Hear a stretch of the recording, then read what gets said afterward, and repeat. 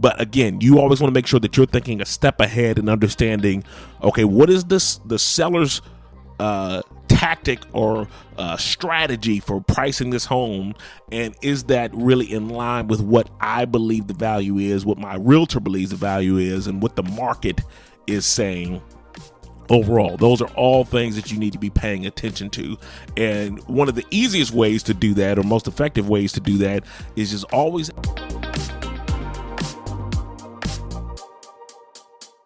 welcome to the Home Goals Podcast, the ultimate guide for turning your home goals into reality. I'm your host, Derek Thornton.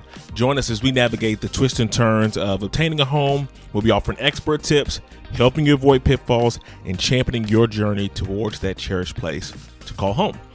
In this week's episode, I want to talk about the psychology of pricing and how that helps shape the way that you view a home and also make decisions when it comes to the home purchasing prospect.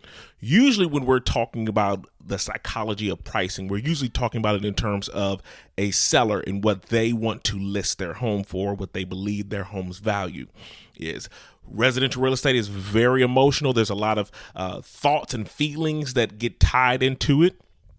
And that often impacts the way a seller views the value of their home, right? They may feel like their home, even though it's basically, in all intents and purposes, identical almost to the home down the street, they may feel like their home is still better in a sense because it has more of an emotional tie to them. And so usually we're talking about the psychology of pricing when it comes to a seller and what they believe their home is worth. But it's also important for you as a buyer to understand how the psychology of pricing plays into or factors into the decision when you're going through that home buying process. There's a lot of things that go into it, and you want to make sure that you are still able to make rational decisions. And then also on top of that, you want to make sure that you don't allow the way that you're interpreting pricing or looking at pricing to cause you to miss out on something that could actually be a great fit for you. So we're going to kind of break that down and everything, talk more through it. When you think about retail stores and when they're setting the pricing, what they do, there's so much that goes into determining the best way to get a person or a buyer to make that purchase. Millions upon millions of dollars are spent in research every year, right? The smells throughout the store, the way that they organize things on the different shelves, right, on the where it's placed in the store, if it's at a certain point, or right, all those things factor in, right? They're always trying to get you to spend the most money possible. How easy is it for you to make that process, right? What does it look like? What emotional feelings or ties are connected to wherever they're trying to get you to purchase? The same thing is factored in when it comes to people trying to sell a home. And so you need to be aware of that, cognizant of that, and how you interpret that data. When your brain is reacting to a price, it's much like in the world of retail, right, where you see things that are priced, instead of $10, it might be $9.99, right? Or instead of $1,000, it might be $998 or something like that. You might see those things because you know that triggers very an emotional tie to it.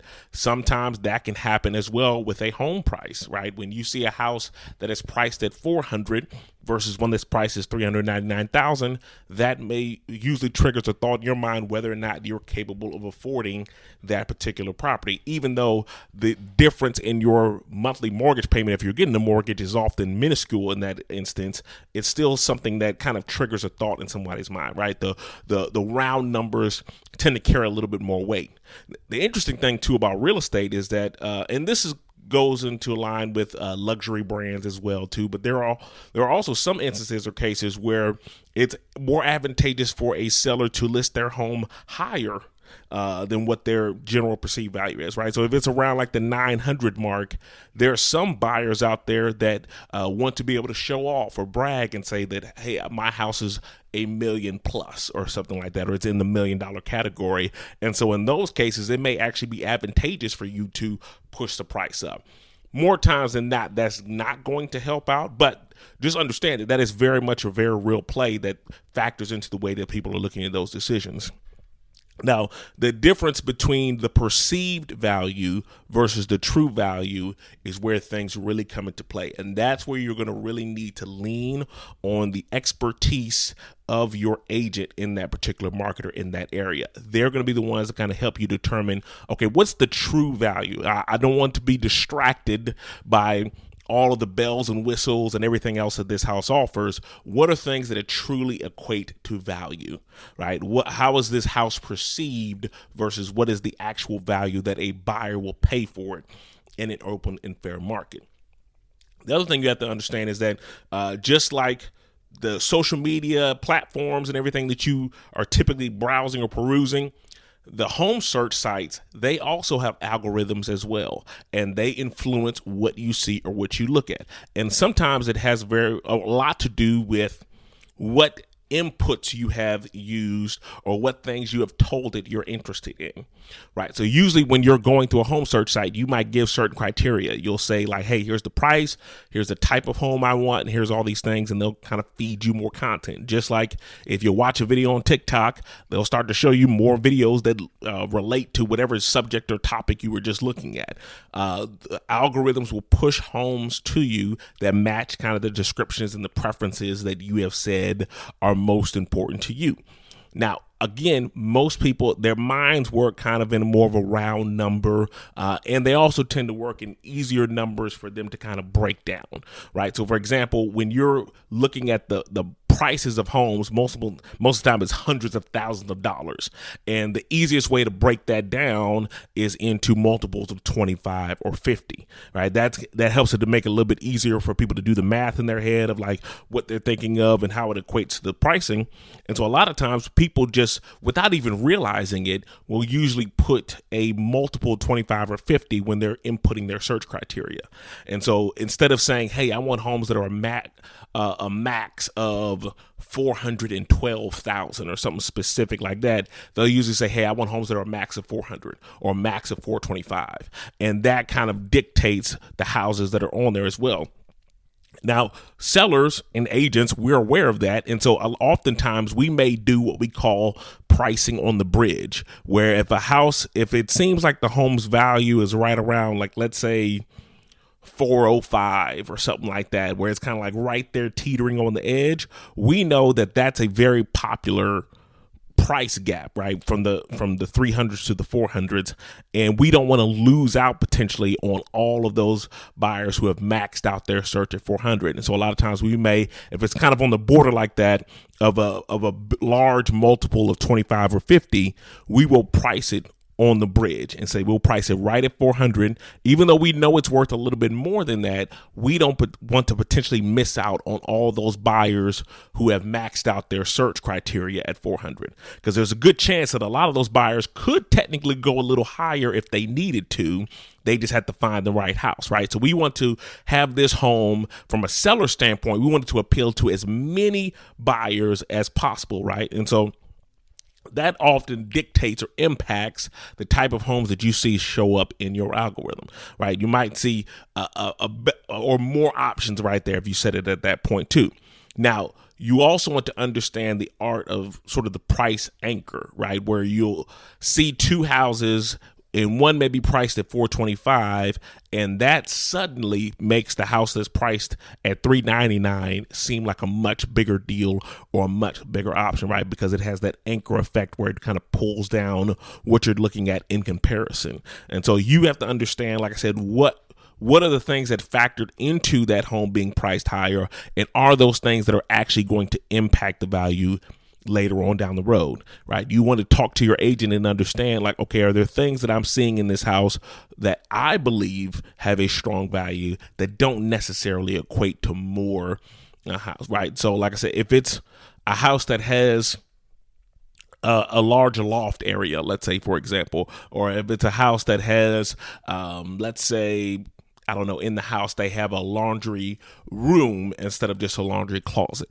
Or let's say they have a mudroom area. Or let's say they have a pantry instead of just some extra shelving.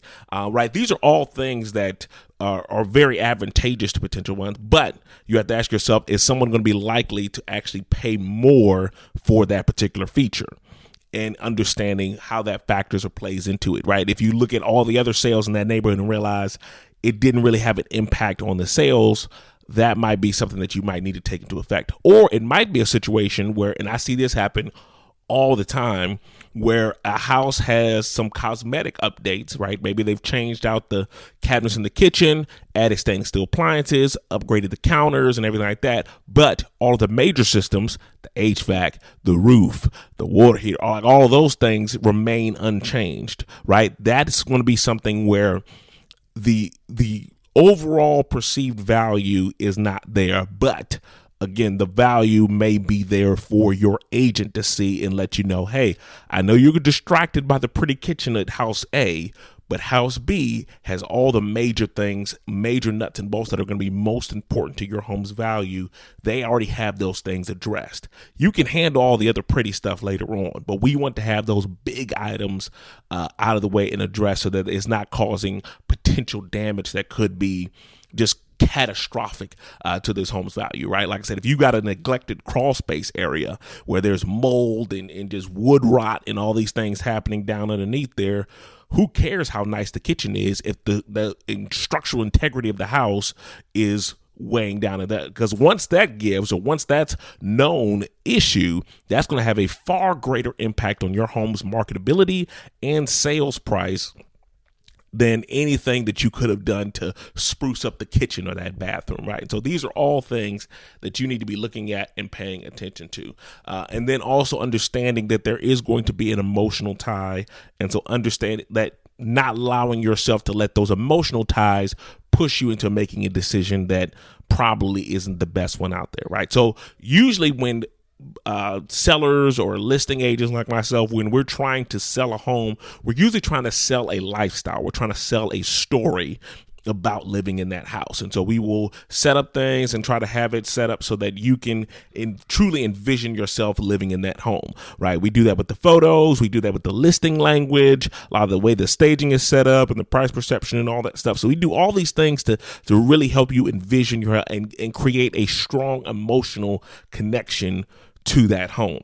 Because again, as I've said before, the actual process of buying a home is pretty crappy, right? It's going through the mortgage loan process and appraisals and inspections. Nobody enjoys that. The only reason you endure past that other stuff is because you know that you have a house waiting for it at the end of the tunnel, right? You know that there's light on the other way, and you know that there's things that you are very much looking forward to, right? And so that's the only reason that people tend to put up with those things. And you want to make sure that you're understanding that is great, but that shouldn't dictate what your overall perception of the value of that home is, right? And so if you're comparing a home that is staged, beautifully photographed well, has awesome listing language that really allows you to envision yourself living in the home, but there's a home down the street that's at a much better value and price point that offers all the things that other home offers, they just aren't staged well, they aren't marketed well. Those are things that you want to pay attention to so that you can understand, like, hey, I may not be able to quite envision everything as well as I can over there, but I don't want to overpay for that house just because they have the staging set up and this one doesn't, right? You can make that empty house that has the terrible photos and everything like that, you can make that into the other house very easily. Understand if that's the case, right? Understand that there's going to be that emotional connection there. When you're looking at a builder's home, there's a reason that the model home has all the bells and whistles and all the staging and the scents and everything else, because they know that that's going to impact the way that people view those properties and those homes. When they're looking at all those other blank slates out there, they want to be able to envision, okay, I remember what the model had and what that offered. I don't want you to overpay for a home just because you're envisioning that you can't still have that at the blank slate property that doesn't have that staging or doesn't have all the different things that are out there, right? And then lastly, you want to be able to outsmart whatever that psychology is and understand or look at it from a very practical standpoint. So, for example, or should know if you've been listening to this podcast, right? There's a lot of things that factor into accurate pricing. And pricing can change dramatically based on what's happening in the market, what's going on in that particular neighborhood or that subdivision. Sometimes people are right on the money with what their home's value is, and other times they miss the mark completely, right? And so you want to be able to pay attention to those trends, pay attention to those patterns, and know exactly where things are landing. And so, for example, one thing that you could be doing, so let's say there's a certain situation where you're looking for houses in a certain area and you have set your max price at, let's say, 400,000.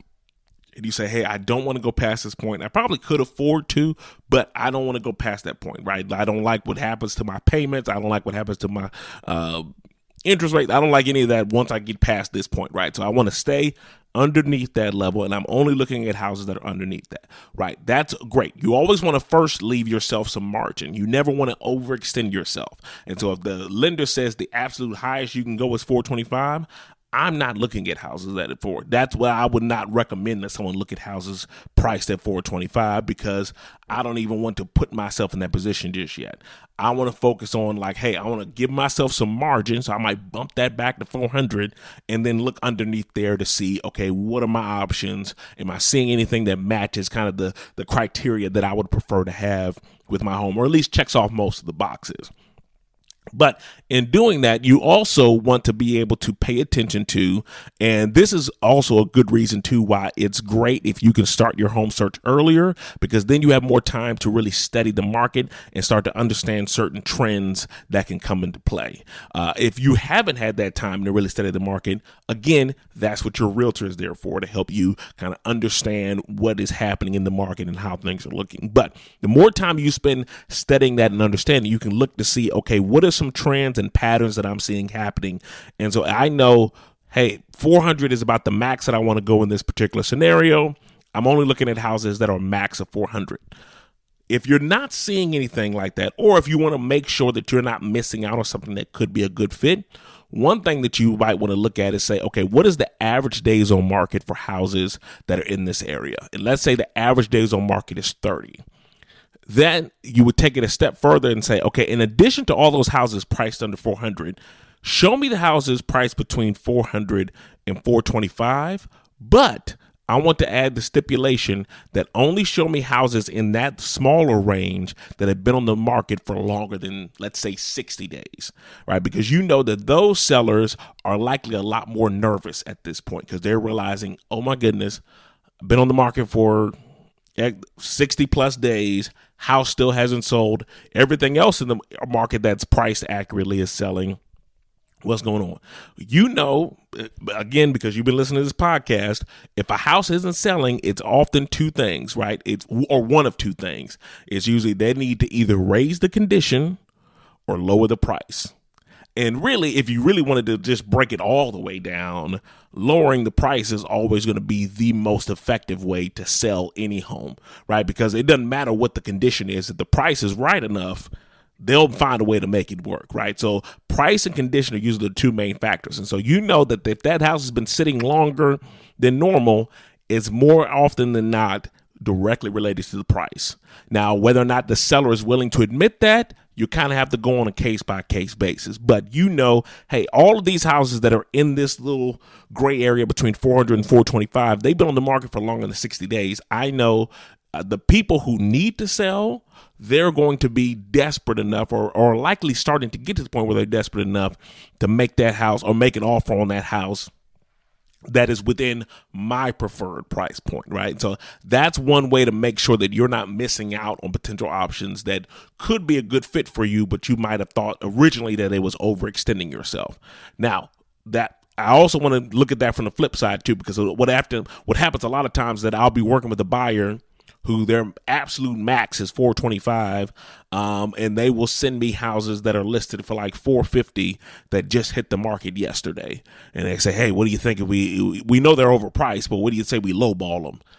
That almost never works, right? That sellers usually need to see their house sitting on the market for a while before they will acknowledge or accept the fact that they are truly and honestly overpriced.